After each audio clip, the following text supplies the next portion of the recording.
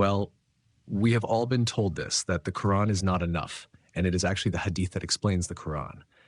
And, this idea has been repeated so many times in so many settings that most people just accept it without questioning. And the two most popular, well-known, and most read tafsirs are the one by Ibn Kathir and by Al-Tabari.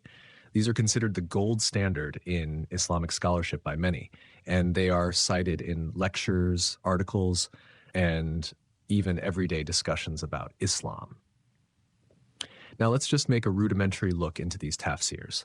So we all assume these great scholars took every verse from the Quran and then manually looked through the huge collections of hadith to find hadith explaining the verse and then writing those explanations so it is easy for the layman to understand. Because again, we've been told time and time again, laymen can't understand the Quran or the hadith. You have to spend decades in study to even come close to understanding them. This makes them seem almost superhuman in their dedication and effort, a lifetime devoted to scholarship. So when we do look at these tafsirs, it's not really the results we were expecting. The tafsirs are not totally based on the hadith. The majority of the tafsir rely on something called the athars. For someone who is new to these invented studies, this might be surprising because we have been conditioned to think of hadith as the only source for explanations outside the Quran. So what are these athars? In Islamic terminology, athar refers to narrations or reports. It typically refers to sayings, actions, or interpretations of the Prophet's companions, the Sahaba, or sayings or rulings of the Tabi'in. So now even the Tabi'in are part of the major Islamic narrative, law, and fiqh. This is an important distinction because it shows that much of what is considered tafsir is not directly from the Prophet, but allegedly from later generations interpreting his teachings. Here are a couple of examples of an athar. Ibn Abbas said, "The verse about riba interest was the last verse revealed, and the Prophet died without explaining it to us." This is not a hadith, but a companion statement, therefore an athar. Take a moment to let that sink in. This raises questions for anyone trying to reconcile the idea that the Prophet fully explained the Quran during his lifetime. Ali ibn Abi Talib reportedly said, if religion were based on opinion, wiping the bottom of the sock would be more logical than the top. So Allah's deen is not logical and we are to just blindly follow it? Quite contrary to what the Quran says. And where can we find these athars? Many athars can be found in hadith books, but not always in the most famous ones like Sahih al-Bukhari or Sahih Muslim. Instead, athars are typically found in surprise tafsir books like the ones by Ibn Kathir and Al-Tabari, and other books like Musannaf of Ibn Abi Shayba, Musannaf of Abd al-Razak, and Sunan al-Darimi, which contain thousands upon thousands of athars. It is striking how much material exists outside the hadith collections, showing that the early scholars just flooded the system with works upon works. Someday we will talk about how most of them had to keep churning out works to keep the grants and donations coming, which were basically their livelihood.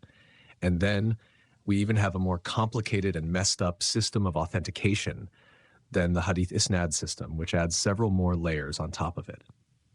The complexity of these systems makes one's head spin so that authenticity can be reversed engineered into them, yet they form the basis for much of what is taught as tafsir.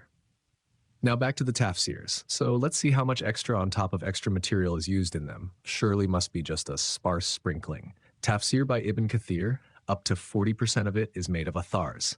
Tafsir al-Tabari, up to 70% of it is made up of athars.